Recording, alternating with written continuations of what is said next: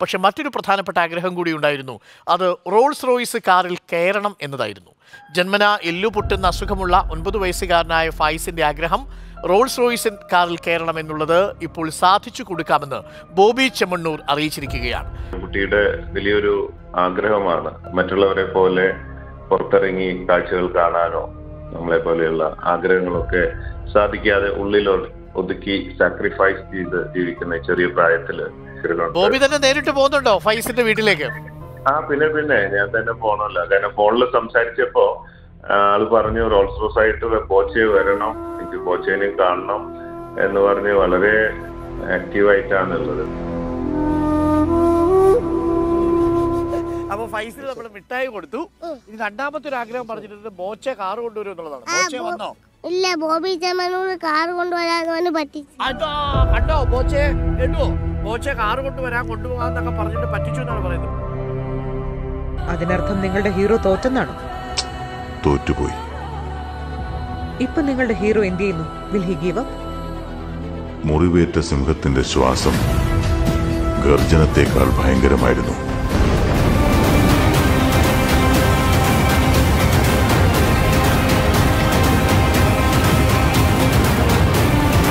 May I come in?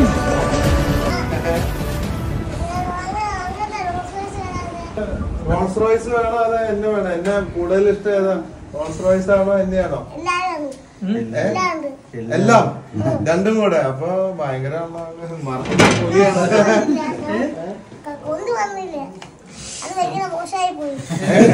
മോശമായി പോയാ? Rolls Royce കാത്തിരിക്കുകയാണോ? കാത്തിരിക്കുകയാണോ? ശരി. പിന്നെ ഞാൻ കൊണ്ടുവരാണ്ടിരിക്കുവോ? ഞാൻ വാക്ക് പറഞ്ഞതല്ലേ? അത് ഈ വഴിക്ക് കേറത്തില്ല, പുറത്ത് നിർത്തിയിട്ടുണ്ട്. നമുക്ക് ഇന്ന് പോണോ നാളെ പോണോ?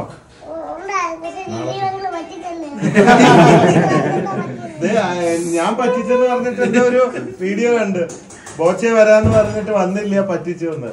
മാപ്പ്. ഇവിടെ ഇല്ലായിരുന്നു, ദുബായിലും പുറത്തൊക്കെ ആയിരുന്നു. അതാ വൈകി പോയത്. ഏട്ടാ പറ്റിച്ചതല്ല, ബോച്ചെ പറഞ്ഞ പോലെ ചെയ്തിരിക്കും. ബോച്ചോടെ ഇരിക്കാൻ പറ, നിന്റെ വീട്ടിൽ വന്നല്ലേ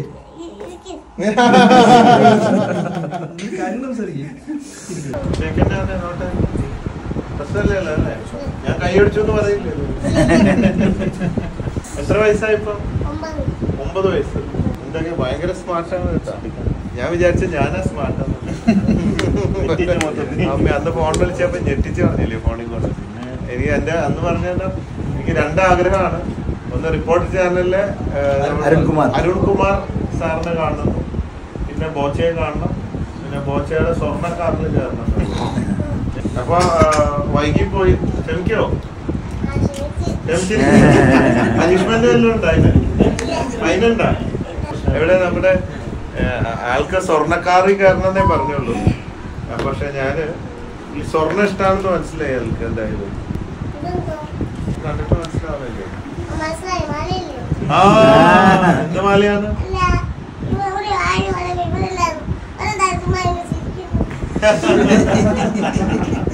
അവര് അസൂയോണ്ട് ചിരിക്കുകയാണ്.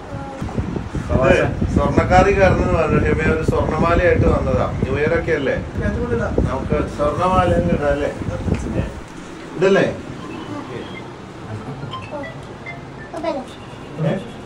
ഓക്കെ അല്ലേ? ആവശ്യം വരുമ്പോ തൂക്കി വെക്കാന്നല്ലേ? എന്റെ അമ്മേ പോരുന്ന എന്റെ കൂടെ മാർക്കറ്റിംഗ്. ഞാൻ മാർക്കറ്റിംഗ് പുള്ളിയാണ്, മാർക്കറ്റിംഗ് സിംഹാണ്. ഇട്ട വഴിക്ക് പറഞ്ഞല്ലേ വേണമെങ്കിൽ തൂക്കി വെക്കാൻ ആവശ്യം വരുമ്പോ. അപ്പൊ വൈകി വന്നാലും വരുന്നു, മനസ്സിലായില്ലേ? ബോച്ച സൊന്ന മാതിരി ബോച്ച ലേറ്റാ വന്നാലും സൂപ്പറാ വരും, മനസ്സിലായില്ലേ? ആണോ? പാട്ട് പാടോ?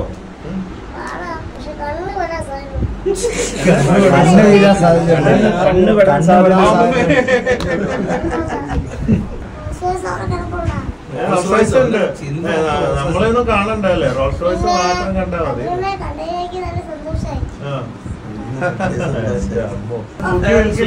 ഇപ്പോൾ ഫായിസിന്റെ ആഗ്രഹം സഫലമാക്കാനായിട്ട് ബോബി ചെമ്മണ്ണൂർ ഫായിസിന്റെ വീട്ടിലേക്ക് എത്തിയിരിക്കുകയാണ്.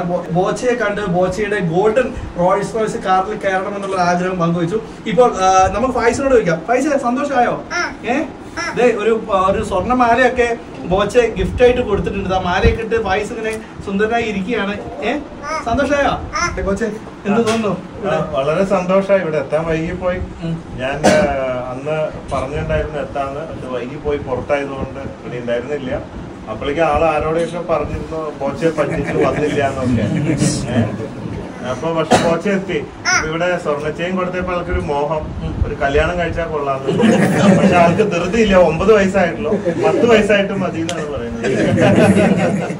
അപ്പൊ ബോച്ച വരുന്ന മനസ്സിലായില്ലേ? ബോച്ച ലേറ്റായി വന്നാലും സൂപ്പറാ വരും. നിന്റെ റോൾസ് റോയ്സ് അടിച്ചേ, ഓണടിച്ചേ.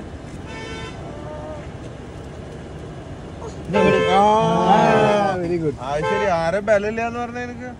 സ്വപ്നത്തിൽ പോലും വിചാരിച്ചില്ല അല്ലേ? അപ്പൊ സ്വപ്നത്തിൽ എന്താ നീ വിചാരിച്ചത്? നേരത്തെ പറഞ്ഞ ഗേൾഫ്രണ്ടിന്റെ കാര്യമാണോ?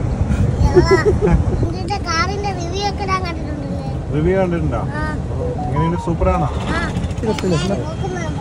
എല്ലാവരും നോക്കണം. നിന്നെ കണ്ടിട്ടാ നോക്കുന്നത്. ഈ ആള് ഇവിടുത്തെ ഗുണ്ടയാണെന്നാണ് പറയുന്നത്. 2 കിലോമീറ്റർ ബീച്ചിലെത്തി. നിലമ്പൂർ തേക്ക്. സ്പീഡ് വേണോ സ്ലോ വേണോ? സ്ലോ മതിയാ?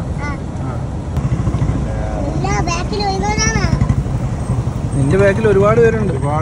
നിന്റെ ആരാധകരൊക്കെ ബാക്കിലുണ്ട്.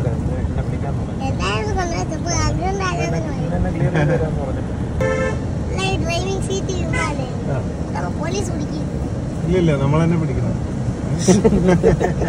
പോലീസൊന്നും പിടിക്കില്ല.